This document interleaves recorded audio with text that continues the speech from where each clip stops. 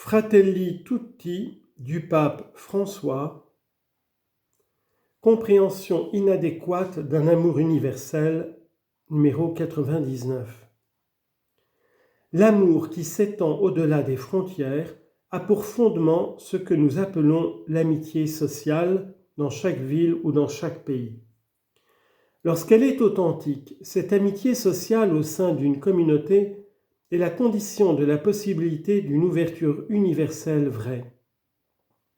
Il ne s'agit pas du faux universalisme de celui qui a constamment besoin de voyager parce qu'il ne supporte ni n'aime son propre peuple. Celui qui a du mépris pour son propre peuple établit dans la société des catégories de première ou de deuxième classe de personnes ayant plus ou moins de dignité et de droits. De cette façon, il nie qu'il y a de la place pour tout le monde. Je ne propose pas non plus un universalisme autoritaire et abstrait, conçu ou planifié par certains et présenté comme une aspiration prétendue pour homogénéiser, dominer et piller. Il existe un modèle de globalisation qui soigneusement vise une uniformité unidimensionnelle et tente d'éliminer toutes les différences et toutes les traditions dans une recherche superficielle d'unité.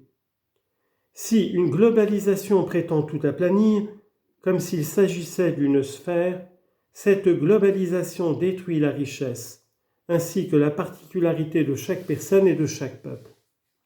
Ce faux rêve universaliste finit par priver le monde de sa variété colorée, de sa beauté et en définitive de son humanité.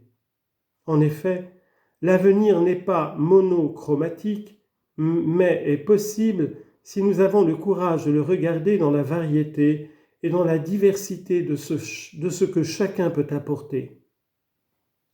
Comme notre famille humaine a besoin d'apprendre à vivre ensemble dans l'harmonie et dans la paix, sans que nous ayons besoin d'être tous pareils. Transcender un monde de partenaires. Revenons maintenant à cette parabole du bon samaritain qui a encore beaucoup à nous enseigner. Un homme blessé gisait sur le chemin. Les autorités qui l'ont croisé n'avaient pas fixé leur attention sur cet appel intérieur à devenir proche, mais sur leur fonction, sur leur position sociale, sur une profession fondamentale dans la société. Elles se sentaient importantes pour la société du moment et leur urgence était le rôle qu'elles devaient jouer. L'homme blessé et abandonné sur la route était une gêne pour ce projet, une entrave, et par ailleurs, il n'assumait aucune fonction. Il n'était rien.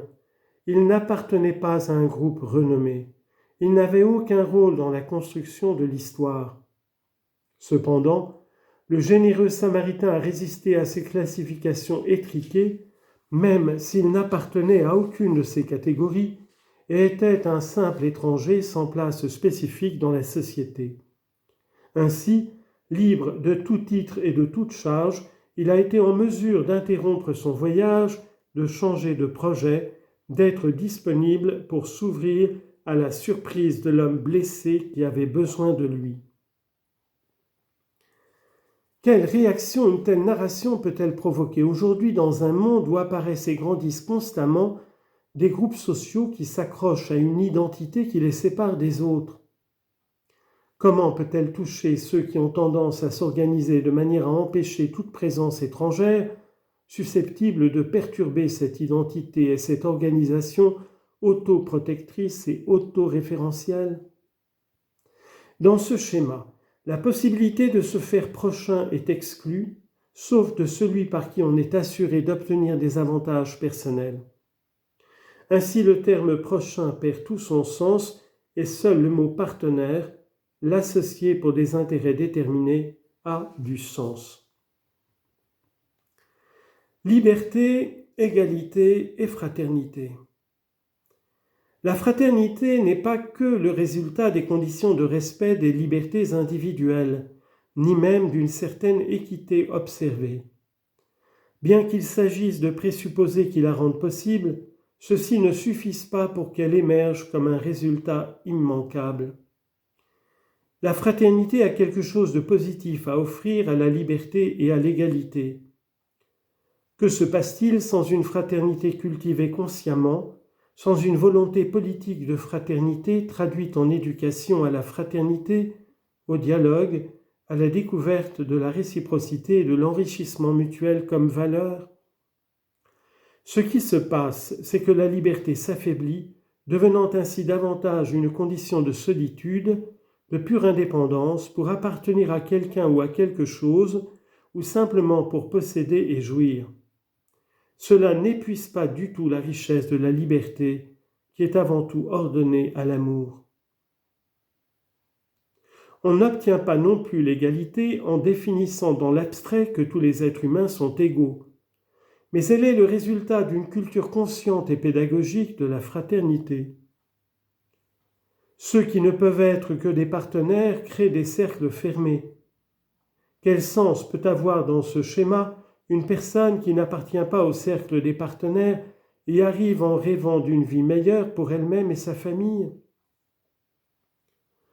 L'individualisme ne nous rend pas plus libres, plus égaux, plus frères.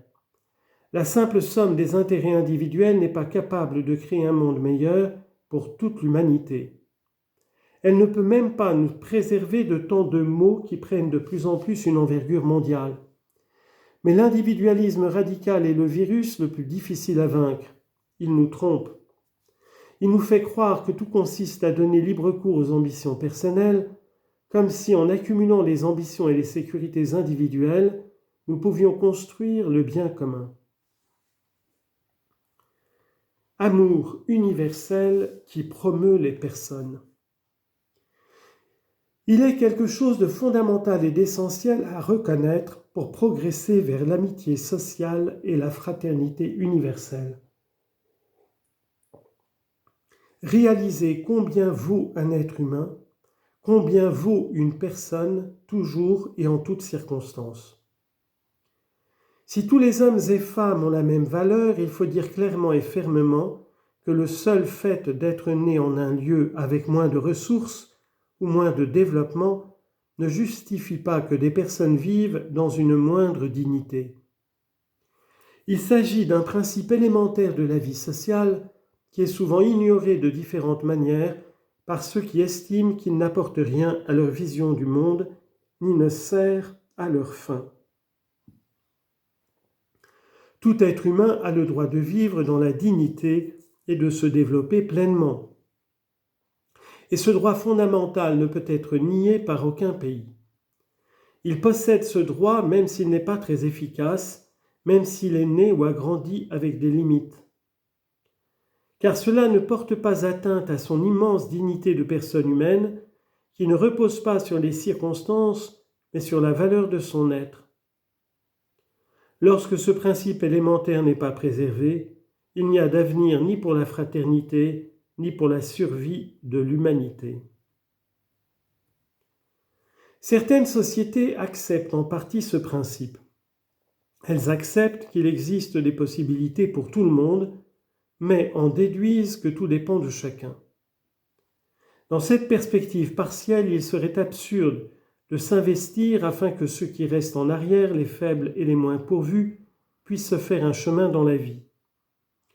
Investir en faveur des personnes fragiles peut ne pas être rentable, cela peut impliquer moins d'efficacité, cela requiert un État présent et actif ainsi que des institutions de la société civile qui, du fait qu'elles sont vraiment ordonnées d'abord aux personnes et aux biens communs, aillent au-delà de la liberté des mécanismes axés sur l'efficacité de certains systèmes économiques, politiques ou idéologiques. Certains naissent dans des familles aisées, reçoivent une bonne éducation, grandissent en se nourrissant bien ou possèdent naturellement des capacités exceptionnelles. Ceux-là n'auront sûrement pas besoin d'un État actif et ne revendiqueront que la liberté. Mais évidemment, la même règle ne vaut pas pour une personne porteuse de handicap, pour quelqu'un qui est né dans une famille très pauvre, pour celui qui a bénéficié d'une éducation de qualité inférieure et de ressources limitées en vue de soigner convenablement ses maladies. Si la société est régie principalement par les critères de liberté du marché et d'efficacité, il n'y a pas de place pour eux et la fraternité est une expression romantique de plus.